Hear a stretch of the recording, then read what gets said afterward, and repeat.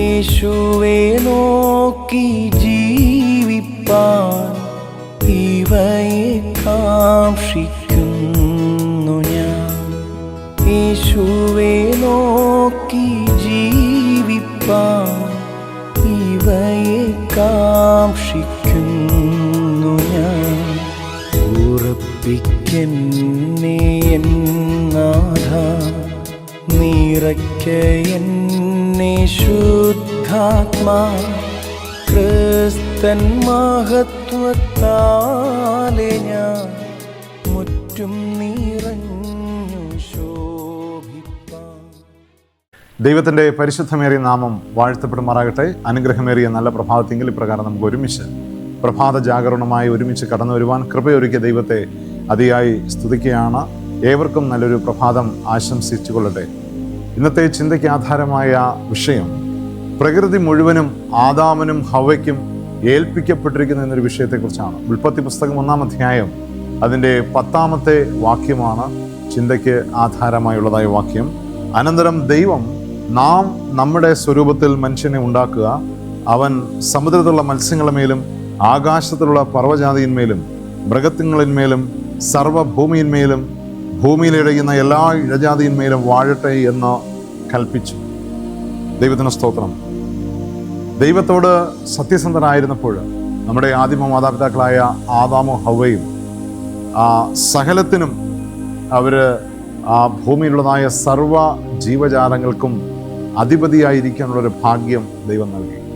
പ്രത്യേകിച്ച് സകലവിധമായ മൃഗങ്ങൾക്ക് മേലും അധികാരം സ്ഥാപിച്ചുകൊണ്ട് അവയെ നയിക്കപ്പെടുവാൻ, അല്ലെങ്കിൽ അവയുടെ മുൻപിൽ സകലത്തിനും പേര് നൽകുക എന്നുള്ളതായ ഒരു ഭാഗ്യമൊക്കെയും ദൈവം അവർക്ക് നൽകപ്പെട്ടു. അനന്തമായ ഏദേൻ പറുദീസയുടെ അനുഭവത്തിൽ നാം കാണപ്പെടുമ്പോൾ അവിടെ ഈ പറയുന്നതായ സിംഹവും ആട്ടിൻകുട്ടികളും അതുപോലെയുള്ളതായ ജീവജാലങ്ങളൊക്കെയും മനുഷ്യനെ ചുറ്റിപ്പറ്റി സന്തോഷകരമായ ഒരു നിമിഷങ്ങളിലൂടെ അവർ കടന്നുപോയിരുന്നു. എത്ര ആനന്ദകരമായ ഒരവസ്ഥകൾ ഏദേൻ തോട്ടത്തിൽ ചുറ്റിലും അവരനുഭവിച്ചതായ ആ ഒരു ദൃശ്യഭംഗി, പൂക്കളുടേതായ ഗന്ധങ്ങളും ഇളങ്കാറ്റലിലെ തെന്നലുകളും അപ്രകാരമുള്ളതായ വൃക്ഷഫലങ്ങളും നദിയിലൊഴുകുന്നതായ മത്സ്യങ്ങളും എന്ന് വേണ്ട സകലവിധമായ സൗഭാഗ്യങ്ങളുടെ മധ്യത്തിൽ ഏദേൻ പറുദീസയിൽ അവർ കാണപ്പെട്ടു. സകല മൃഗങ്ങൾക്കും പേര് ഇടേണ്ടതിന് വചനം പ്രകാശിക്കുകയാണ്. ആദാമിൻ്റെ ഹവ്വയുടെ മുമ്പിൽ സകല ജീവജാലങ്ങളെയും ദൈവം കൊണ്ടുവന്ന് നിർത്തി. അവർ ഇട്ടത് അവയ്ക്ക് പേരായി എന്ന് സാക്ഷ്യപ്പെടുത്തുകയാണ്. വെയിലാറുമ്പോൾ അവരുടെ ജീവിതങ്ങളെ കൂടുതൽ പ്രകാശപൂരിതമാക്കുവാൻ വേണ്ടി സകലത്തിൻ്റെയും സൃഷ്ടിതാവായ ദൈവം മനുഷ്യരോടുകൂടെ സംഭാഷിക്കുന്നതായ മനോഹരമായ ഒരു ജീവിതാനുഭവം. എന്നാൽ ഇത് ഓരോന്നും നാം ചിന്തിക്കുമ്പോൾ എത്ര ശ്രേഷ്ഠകരമായ ദൈവത്തിൻ്റെ സൃഷ്ടിയെക്കുറിച്ച് കഴിഞ്ഞ 6000 വർഷക്കാലവും മനുഷ്യൻ്റെ ഗവേഷണ പീഠങ്ങളിൽ ഇത് എപ്രകാരം ഇത് നടത്തപ്പെടുന്നു, എപ്രകാരം ഈ ജീവജാലങ്ങളൊക്കെയും പരിപോഷിപ്പിക്കപ്പെടുന്നു, ഈ ജീവജാലങ്ങളെല്ലാം സംരക്ഷിക്കപ്പെടുന്നു എന്ന് അവർ ആഴമായ ചിന്തകളും പഠനങ്ങളും നടത്തിക്കൊണ്ടിരിക്കുകയാണ്. എങ്ങനെയാണ് ഈ സൂര്യൻ, നമ്മൾ ഈ പറയുന്നതായ സങ്കീർത്തനം വായിക്കുമ്പോൾ 19-ാം അധ്യായം വായിക്കുമ്പോൾ അത് മണവറയിൽ നിന്ന് പുറപ്പെടുന്ന മണവാളിന് തുല്യം എന്ന് രേഖപ്പെടുത്തിയിരിക്കുകയാണ്. കൃത്യസമയത്ത് അതിൻ്റെ അയനവും അതിൻ്റെ ഉദയവും ദൈവം നൽകിയിരിക്കുന്നു.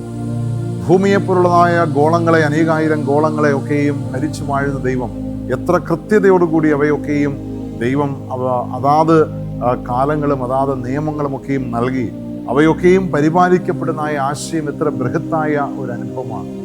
ഇതൊക്കെയും അനുഭവിച്ചറിയേണ്ടതായ മനുഷ്യൻ ആദ്യം മാതാപിതാക്കളുടെ അനുഭവത്തിൽ തന്നെയാണ് വീണ്ടും നാം ചിന്തിക്കപ്പെടുന്നത്.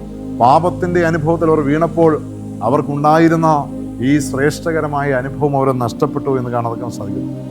ഇവിടെ ഈ പുസ്തകം രേഖപ്പെടുത്തുന്ന എണ്ണമറ്റ ലോഹങ്ങളെക്കുറിച്ച് പറയുകയാണ്. എണ്ണമറ്റ ലോഹങ്ങളുടെ ചിട്ടയും അടുക്കും ക്രമവും പ്രകാരമുള്ളതായ അതാതിൻ്റെ ഭ്രമണപഥത്തിൽ അതൊക്കെയും ചുറ്റിക്കറങ്ങുന്നു. അതാത് സമയങ്ങളിൽ അതാത് കാലവർഷങ്ങൾ സംഭവിക്കുന്നു. പ്രകൃതിയുടേതായ ഓരോ വിഭവങ്ങളെയും നാം കാണുമ്പോൾ എത്ര മഹനീയമായ ഒരു സൃഷ്ടിതാവിൻ്റെ കരം ഇതിൻ്റെ പിന്നിലുണ്ട് എന്ന് നമുക്ക് കാണാൻ സാധിക്കും. അതുകൊണ്ടാണ് ഇവിടെ ഇപ്രകാരം രേഖപ്പെടുന്ന വനത്തിലെ ഓരോ ഇലകളുടെ മേലും, അല്ലെങ്കിൽ കുന്നുകളിലെ ഓരോ ചെറു കല്ലുകളുടെ മേലും, അല്ലെങ്കിൽ ഓരോന്നിനെയും അത്ര കൃത്യതയോടുകൂടി പരിപാലിക്കപ്പെടുന്നവനായ ദൈവം, ആഴിയുടെ അഗാധതയിൽ ഊളിയിട്ട് കടന്നു പോകുന്ന ഈ മത്സ്യത്തിൻ്റെ ചിദ്രമം വരെയും അറിയുന്ന ഒരു ഉന്നതനായ ദൈവത്തെയാണ് ഞാൻ നിങ്ങളും ആരാധിക്കുന്നത്. മനുഷ്യർക്ക് നൽകപ്പെട്ടുള്ളതായ കടമകൾ, അത് ദൈവത്തെ ഭയപ്പെട്ടുകൊണ്ട്, ദൈവത്തിൻ്റെ വചനങ്ങളെ കീഴ്പ്പെട്ടുകൊണ്ട്, ദൈവത്തെ അനുസരിക്കുകയും അവിടുത്തെ കൽപ്പനകളെ പ്രമാണിക്കുകയും ചെയ്യുക എന്നുള്ളതായ ഒരു അനുഭവമാണ്. എന്നാൽ ഏതേൻ പ്രതീക്ഷയിൽ അതിന് വീഴ്ച വരുന്നപ്പോൾ സകലത്തിനും അവൻ അന്യമായി പോയി എന്ന് വേദപുസ്തകം സാക്ഷ്യപ്പെടുത്തുകയാണ്. അങ്ങനെയെങ്കിൽ പ്രിയമുള്ളവർ, ഇന്ന് നാം ദൈവത്തിന് ഒരു പക്ഷേ അകന്ന് നിൽക്കുന്നുണ്ടെങ്കിൽ ഈ പ്രഭാതയാമത്തെങ്കിൽ വീണ്ടും നമുക്കൊരു മടങ്ങി വരവ് വേദപുസ്തകം ആഗ്രഹിക്കുകയാണ്.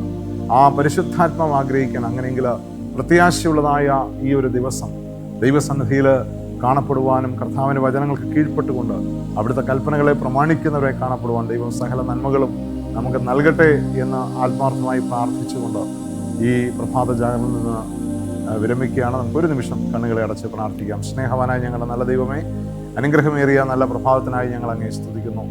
സകലത്തിനെയും ഭരിച്ചു വാഴുന്ന ദൈവം, എല്ലാവറ്റിനെയും അടുക്കും ചിട്ടയോടുകൂടെ ഭരിച്ചു വാഴുന്ന ദൈവം, ഞങ്ങളും വിശ്വസ്തരായി നിന്നുകൊണ്ട് ദൈവത്തിൻ്റെ വചനങ്ങളെ കീഴ്പ്പെട്ടുകൊണ്ട് ഞങ്ങളുടെ സമസൃഷ്ടങ്ങളെയും ദൈവസ്നേഹത്തെ അറിയിക്കുന്നവരെ കാണപ്പെടുവാനും അവിടുത്തെ വരവിനായി ഞങ്ങൾ ഒരുങ്ങുവാനും അനേകരെ ഒരുക്കപ്പെടുവാനും ഈ പ്രഭാത ജാഗരണം മൂലം ഞങ്ങളെ അതിനായി അവിടുന്ന് ഒരുക്കണമെന്ന് കർത്താവായ യേശു ക്രിസ്തുവിൻ്റെ വഴിയായി താഴ്മയോടെ ഞങ്ങൾ അപേക്ഷിക്കുന്ന ഈ പ്രാർത്ഥനയിൽ അവിടുത്തെ മഹാദൈവം മൂലം കേൾക്കുമാറാകണമേ.